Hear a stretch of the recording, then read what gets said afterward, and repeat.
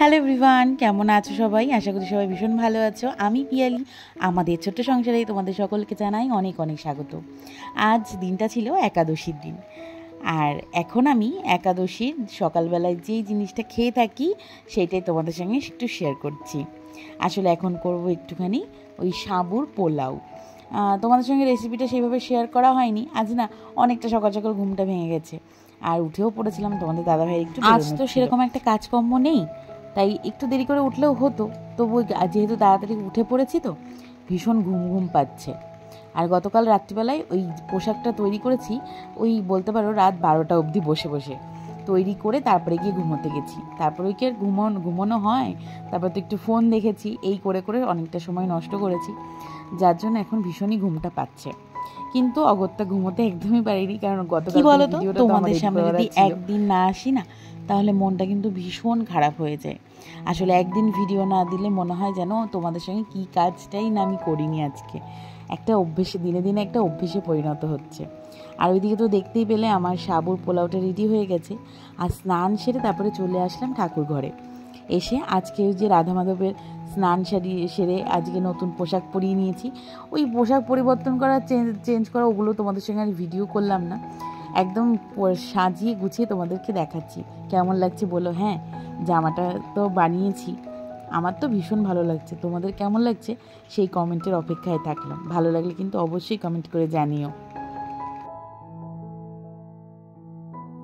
গতকালকে ওইটুখানি ভিডিওই রেডি করেছিলাম, আর আজ সকালবেলায় আবারও ভিডিও করা শুরু করলাম। গতকালকে তো একাদশী, সেরকম একটা কাজবাজ ছিল না বললেই চলে, জানো তো। আর এখন আমি কি করছি জানো তো, একটু গোপালের জন্য ভোগ রান্না করছি। সকালবেলায় গোপালের যে ভোগটা হবে ওটা দিয়ে একাদশীর উপবাসটা ভাঙবো। তো এখন এখানে আমি 3 রকম ভাজা আর একটু খিচুড়ি করেছিলাম। আর জানো তো ওই উঠতে অনেকটা দেরি হয়ে গেছে, মানে দেরি বলতে ঠিক টাইমেই উঠেছি, কিন্তু আমার মনে হচ্ছিল অনেকটা যেন দেরি হয়ে গেছে, তাই জন্য একটু হুড়োহুড়ি করছিলাম। আর সকালবেলায় উঠেই দেখছি এক ফোঁটা রোদ নেই, একদম মেঘলা মেঘলা ওয়েদার। স্নান সেরে তারপরে এই যে রান্নার করতে চলে আসলাম। এখানে উচ্ছে ভাজা করেছি, পটল ভাজা করেছি, আর করেছিলাম হচ্ছে আলু ভাজা। নুন হলুদ মাখিয়ে নিচ্ছি পটল ভাজাতে, আর এদিকে উচ্ছে ভাজা বসিয়ে দিয়েছি।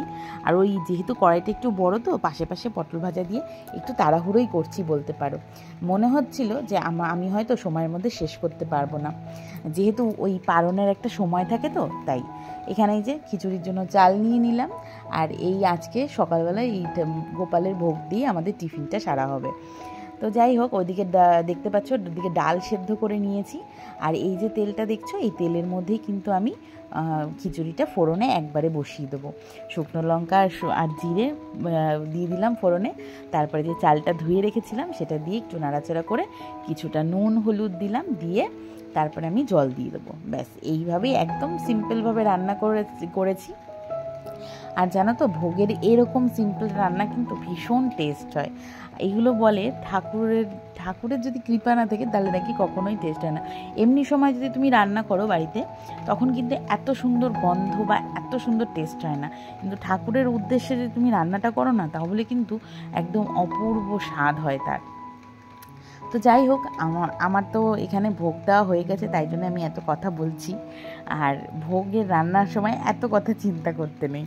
তো যাই হোক, এখানে দেখো খিচুড়িটা বসিয়ে দিয়েছি, হয়ে গেছে। একটুখানি জল দিলাম, এবারে আর একটু ফুটে উঠলেই ব্যাস খিচুড়িটা রান্না করা আমার কমপ্লিট হয়ে যাবে।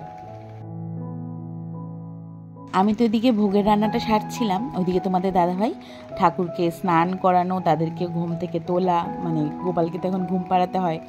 তো এদিকে সবগুলো সেরে এখন আমি একটুখানি খিচুড়িটা বেড়ে নিল, আর আমি ভাজাগুলো আশপাশ দিয়ে সাজিয়ে দিয়ে আসলাম গোপালের সামনে।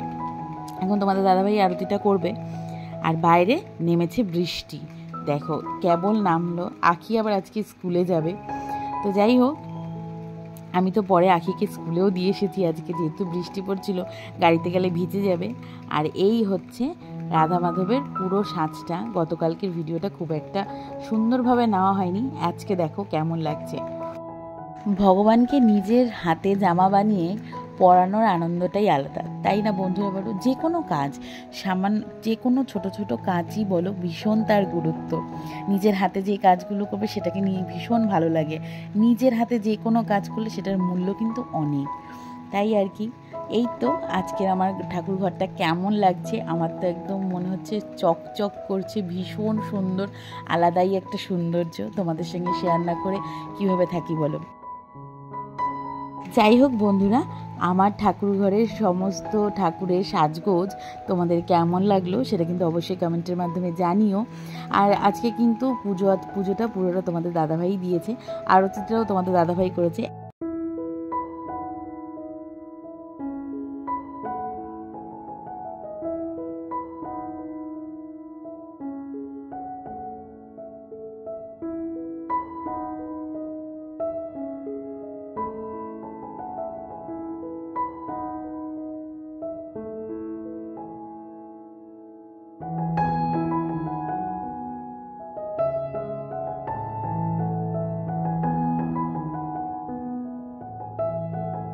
পুজো কমপ্লিট হয়েছে, এখন ভোগটা নিয়ে যাচ্ছি।